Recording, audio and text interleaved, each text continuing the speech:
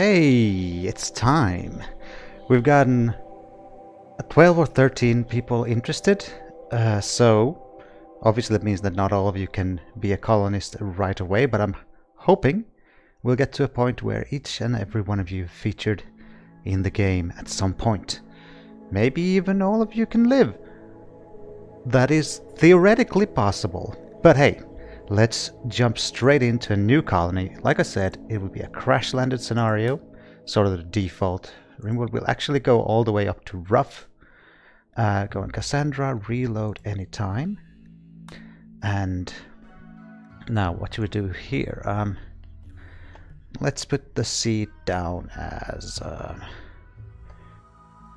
hey, you're in this thing. Well, you're not yet, and the majority of you won't be right from the start, but anyway, that's the seed.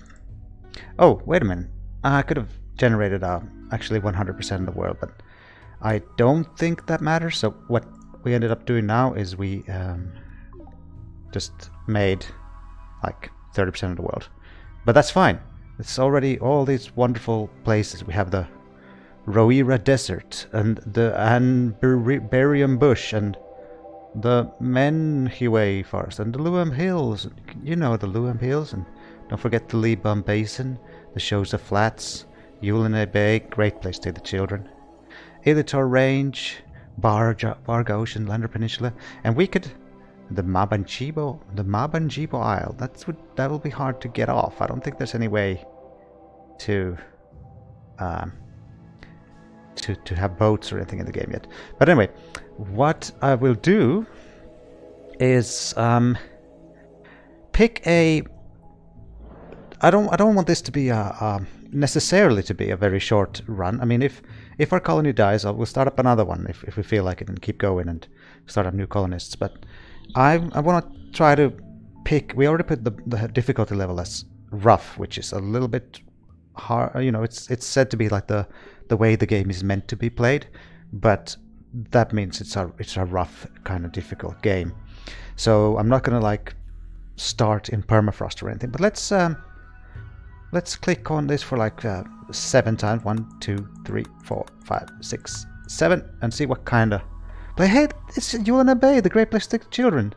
So let's kind of take a look at what kind of place this is. So that's a desert. That's a big netty no-no. But let's look around here. Let's I mean, we don't want to live on the beach. We're not that kind of people.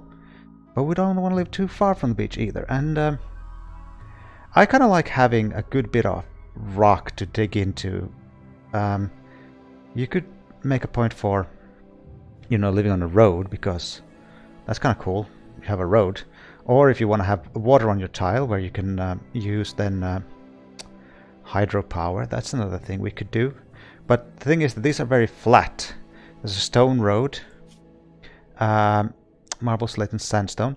Now, one thing that I will be looking at as well is you can take a look at the different kinds of things here. We have the temperate forest, which says the biome, the kind of geographical features that it has. But one thing to keep in mind is looking at the growing period, which allows us to tell us whether there's a chance of you know, actually growing crops very easily there. And then forgeability, meaning can you live off what the land gives you even if you don't cultivate it? And here it says yes, there's berries and there's grazing. 1.2 diseases per year, frequency is pretty low. Compared to the desert, for example, the forgeability is 25%. There's agave fruit, and that's pretty much it. The animals can graze, and now it means that this game starts in the spring by default. Average temperature is not so high, so it's not a desert that's very hot. It's just dry. But I will actually try to look for a starting place that has marble and granite and slate. Something that another or a let's player, I don't consider myself a let's player or anything, but a let's player named Mavak looks for a lot, and he has very good reasons for it. Marble is a nice white stone, so you make nice white things with it. But not only that, it actually has a beauty value in the game, so it's more beautiful than the other rocks. Slate is black, and while it doesn't have any beauty markers in the game, it's just actually a very nice colored rock to combine with white for some aesthetics. And then finally, granite is the hardest rock in the game, and if we have granite on our map, we can build more solid structures, like defensive structures such as walls and such. So we have a granite, marble, and limestone. I might not be so picky. We have granite, slate, and limestone. Let's see if we can get the marble and limestone, marble and granite.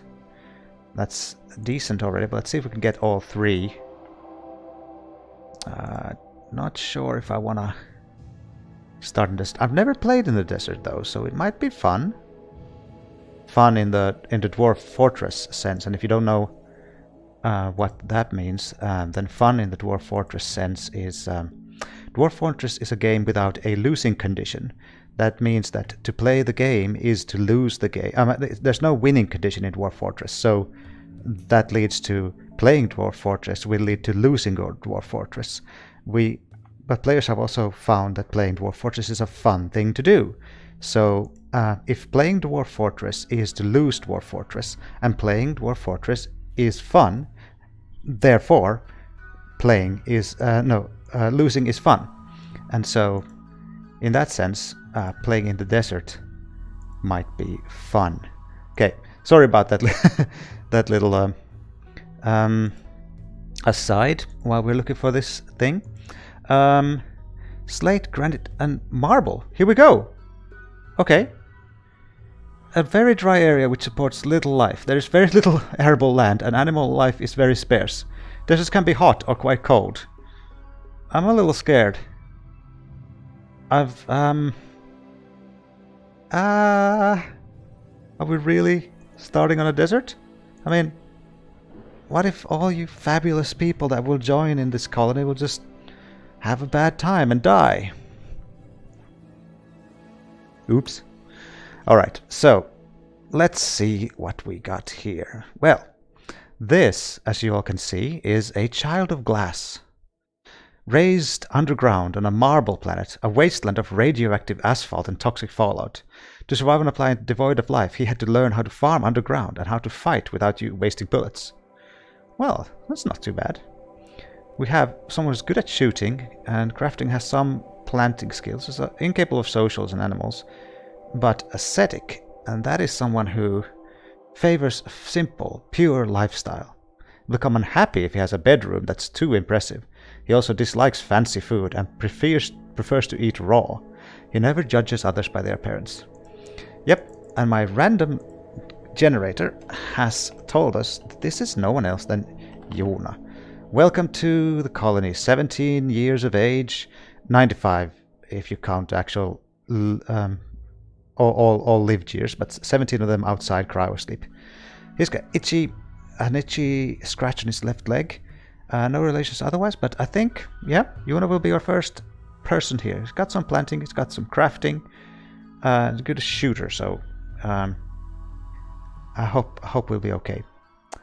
Next, let's see if this is something we can work with. Yeah, that doesn't have any negative things. So here we have a Navy Pathfinder. They were raised and trained by a group of military explorers dedicated to charting pathways through deep space and on remote planets. Okay, that's pretty good. Learn some shooting. Not very good cooking, and you want to have a cooking of one. It's fine. It's gonna be fine. And then in their adulthood, after perfecting their skills as a Pathfinder, Shadow left their unit to put his skills to... I don't know which gender I should use. I might just sort of vary on that, and we'll prefer using they as much as possible, but not sure what will come out of my mouth since I'm just recording this. But anyway, Shadow left their unit to put their skills to use on the planets they helped chart. Familiar with orbital trade routes, they were able to get onto and off any planet without being detected. So, very good shooter. So we have two good shooters. Good with animals. Very social and intellectual. It's a tough, gay person. Okay, so my generator has spoken. And this is Johanna. Johanna? I don't know. I'll probably pronounce it 70 different ways during the... I was going to say stream, but I'm not streaming. I'm just recording right now. All right. So currently we have a person who's good at, who will become good at crafting eventually, quite quickly. Good shooter and knows a bit of something about plants. Then we have another good shooter, social animals. We don't really have anyone who's good at mining, construction, and such things. We had cooking a little bit there, but we'd really need now someone who has a bit more skill in construction or something. Okay. Now, I think as much as I don't want to, like,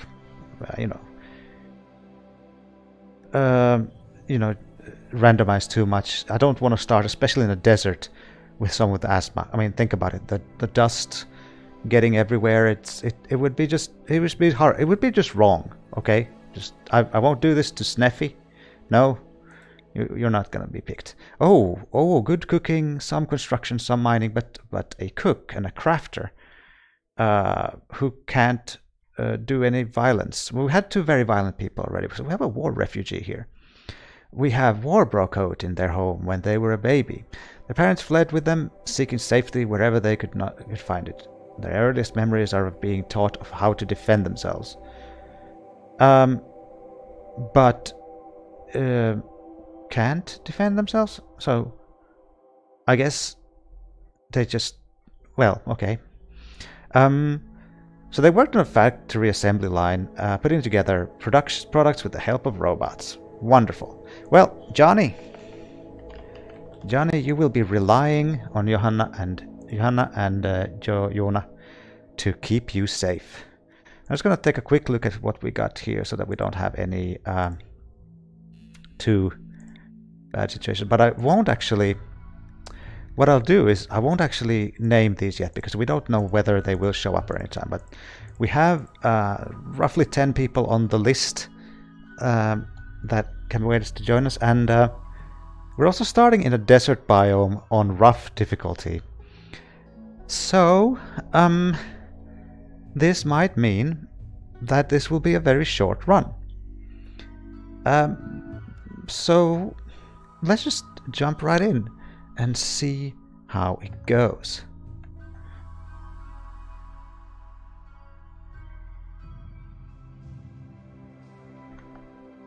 Sorry about that, just went to check a little bit about how much time I had put down already. But yeah, let's go. So, desert biome, huh? We're gonna have to really prioritize finding somewhere we can... Alright, the 3 of you awaken in your cryptosleep sarcophagi to the sound of sirens and dripping metal.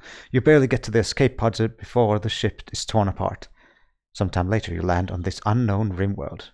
As pieces of the shredded starship fall all around you, you start making plans to survive.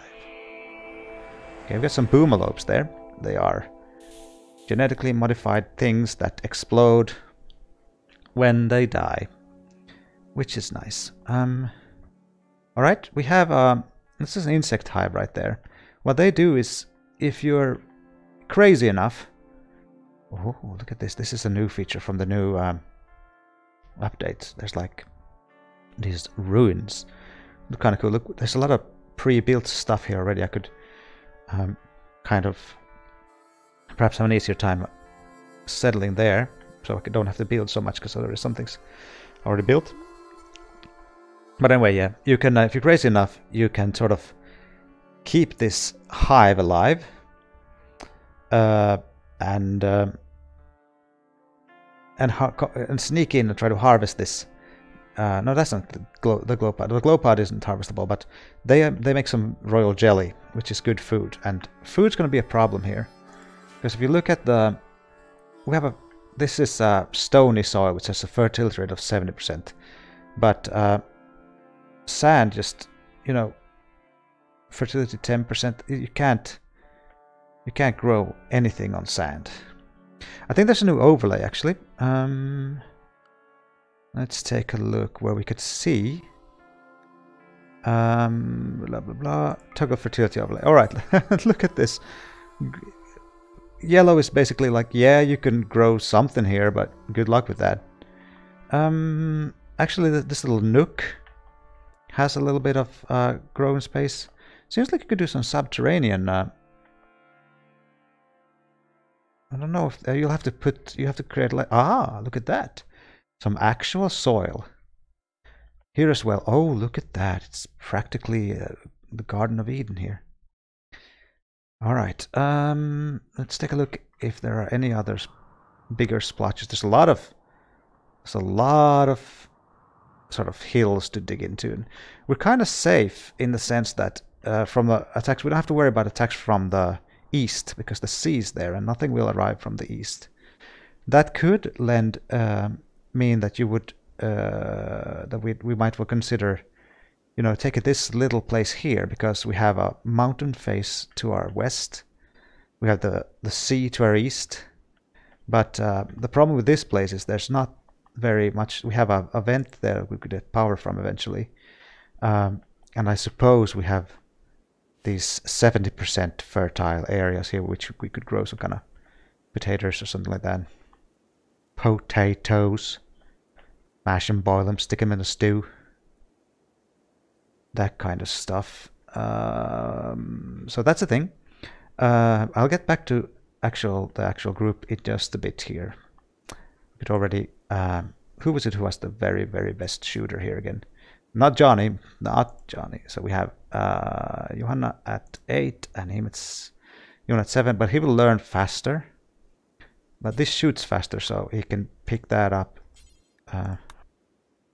And we'll take our tough guy Johanna to be the one who gets to wear the armor and stuff. But we'll get back to that in just a bit.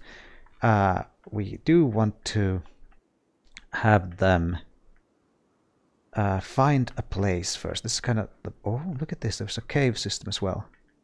Another hive in here. The thing about the cave systems is like they're cool and all to explore, and you could like think, oh, I could just, you know, put a door here and just dig in and settle in here. But, well, caves and things underneath the mountain, if you delve in too deep in there, they're liable to spawn insects, and yeah, the insects are kinda lethal. Alright, the way I see this is that there's basically a couple of options here.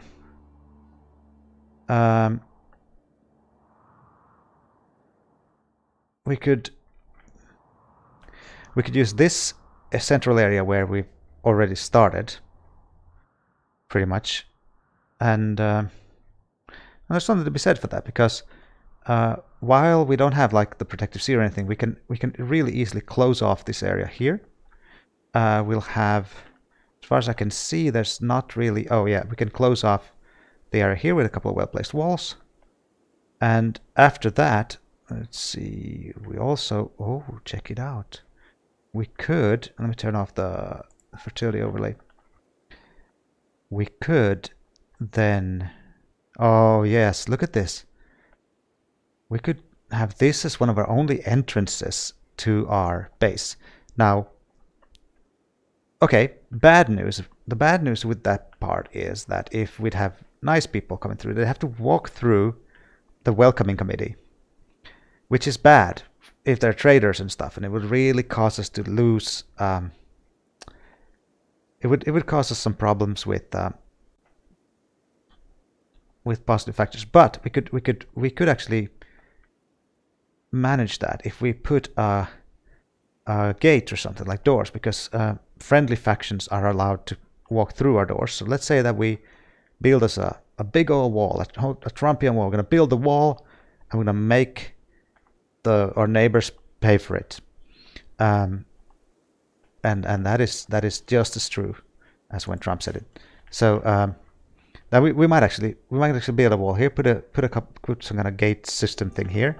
That would mean like friendly folks hopefully would pass through the gate like so, and bad guys would have to go through the welcoming committee. They would eventually kill them, I guess, maybe. If we anger the welcoming committee, they might come after us. Yeah, that could happen. So I don't know if we want to do it like that. But I think anyway we will start roughly around here somewhere. Now you might have noticed something, and that being, aside from this stuff, the wood immediately around us, there's no wood. There's simply no wood at all on this map. Which is a thing that can be a little bit tricky. Let's get people to equip the things I told them to equip. Okay, and Johanna can put on some flak pants. Unhappy nudity. Now hold on. She should. She. Let's see. Oh, they should be putting them on. There we go. And put on the helmet as well. Oh, and there's a flak jacket. There's all kinds of cool stuff. Now, Johnny, I don't know. Let's see if there should be an allow button here. Let's take a look. Oh wait, I think maybe that hasn't been. I have a forbid button. So, there it is. It wasn't where I thought it would be. Let's just allow the whole shebang. So we're going to start off with a lot of steel. One of the first things we want to do, since there is no wood, is we're going to want to set up a stone cutting table, because you can see that the ground is literally littered with rock. But yeah, so we're going to set up right here, and before we finish for today, I'm just going to do a short episode today. And I'll be honest, one of the major reasons is that there's a big old glare on my TV right now. It's a little bit hard to see. I tried to put the blinds down and stuff like that, but it seems like there's this fiery orb outside. Some kind of horrible, fiery, shiny orb that discourages people from sitting inside playing video games all the time. It's something very, very evil, as you can imagine. Oh, do we have a pet? We have a pet! We have a pet! This is Socks! We have Socks. Hello, Socks. So, who are you bonded to, Socks? How do we find out who's bonded to you? Social training.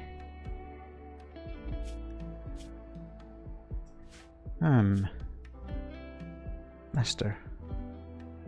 You have no master? You're completely masterless. Okay. Well, all right. But anyway, let's see. None of our people were night owls, were they? Let's take a look. We had a tough. Yeah, we have it. This is our tough guy. This is our careful shooter ascetic. Don't worry, Yuna. We will give you such asceticness that you won't even believe it. And then we had a gourmand. Oh no. Revolves around food. He gets hungry quickly and will occasionally be overcome with the urge to eat ravenously, and even when not hungry. Johnny! But he's kind. He will eat your food that you will need to live in front of you. But then he'll smile and say, he'll wipe some crumbs from his childlike face, and he'll wipe the crumbs and hold them out to you and say, would you like some too? You know, you can see the slobber of his saliva from the food, but he will offer you some crumbs after he's done eating every last bit of food in the colony. That's Johnny, the kind gourmand. All right. Anyway, okay. So let's do some basic housekeeping before we end today. And I think, let's see. Yeah, the sleep function. We can remove a lot of sleep from here, and the reason for this is this actually only tells them when they need to go to sleep, right? This does not tell them when they. This does not sort of say you won't sleep when you don't have sleep order. So what I'm doing here is I'm putting 2 hours of enforced sleep. Then I'll do count 4 more hours of anything, which means that if they, for whatever reason, are already quite rested and they're fully rested after 3 hours, they'll get up and start doing whatever. So, but if they need to sleep, they get to sleep up to 6 hours. What I'll do then is this is kind of the AVAC model, what he always does as well. You put in a little bit of forced recreation so that they will make sure to spend some time to, you know, gaze at the clouds, play some horseshoe, whatever, get some recreation buff. Then 2 hours of whatever, and then we'll do a couple hours of work and something like this. And as you can see, again, they get a couple hours in the middle off there. Actually, let's get I want to sync them up a little bit more so that they at least have some shared recreation at all time. Like they all share some recreation. So the pink slabs here is recreation. When they recreate, they have mandatory recreation starting at 4 a.m. If you ever wonder what the world would be like if I was in charge, there'd be mandatory recreation at 4 a.m. So yeah, vote me. Yeah, all right. Okay, that's that. That's that for that. The other bit of housekeeping that you always need to do at the beginning is set up priorities. So we put firefighting. Oh my gosh. I just realized I didn't check if anyone was a doctor. Luckily Jona here is a decent doctor. So, okay. What's this? Unskilled and easy task. Release prisoners, flick switches and machines and so on. Alright, well, we'll put another 2. Alright, you get a 2 there. You get a 2 there. You get a 2 there. Now, what about hunting? Yeah, I do want that to sort of be... Actually, you can get a 2 there, because we're going to need to...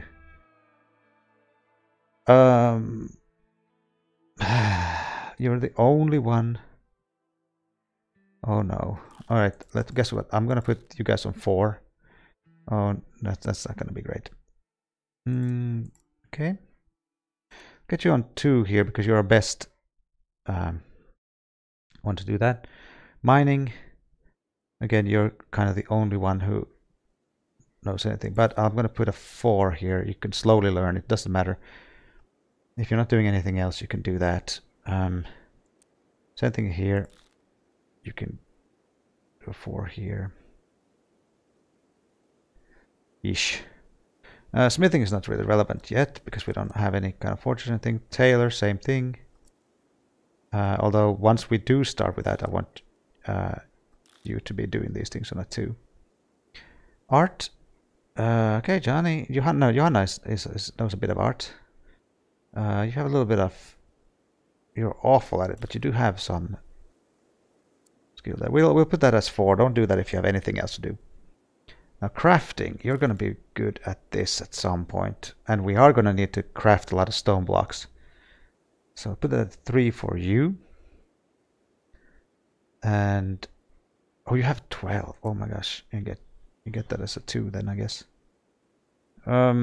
Except you're also our constructor, so I'm gonna have to make that a 3. I hope we get a better constructor soon. That didn't really go as planned.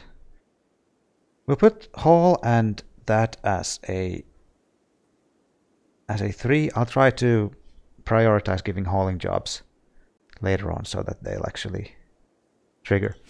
But yeah, okay. So that's the sort of basic, a little bit boring housekeeping to start. We have Johanna, Jona, and Johnny, the 3 J's. If that's gonna be the name. Let's let Johanna pick up the helmet. Still, there we go, and yeah, you should still wear the flak vest. You are going to be our resident soldier, and. Yeah, let's turn on the... Before I finish, I think what we're going to do is we are going to set up a general... In fact, look at this nice little nook right here. We have, even though I said that underneath the mountain is insect territory, it's only if you delve kind of deep into it. I think this area should be fairly safe. So I'll just sort of already... Before we finish for today, let's just make... That's a little big, isn't it? Well, we kind of need... yeah, let's just make all of this potatoes. There we go. And later we're gonna start also putting down some fields for cotton and things to make clothes of, because in case it gets hot here, we're gonna need some dusters, cowboy hats, that sort of thing. But yeah, this is gonna be home. This is gonna be home from the 3Js, Johanna, Johanna, and Johnny. And welcome along for the start of this new Rimworld series. Before, I know I've been saying like before I quit like 76 times already now, but I'm just gonna allow all this stuff just lying around so that they'll go pick it up. Is this... that's already allowed. Okay. Desert biome run. Woo! Are you hyped? You should be hyped. That's the thing that you should be. All right. That's it for this time. Join us next time when we start setting up our base in this little shaded cove, and we start planting our potatoes. We seem to have access to some kind of doomsday reservoir of seeds, where we just have all the seeds right from the start. All we need is the soil in which to plant them. But okay, I hope that you enjoyed this first episode, and will join me whenever I carry on and record some more. And it'll probably be on a cloudy day or at night. I'll see you then. Bye.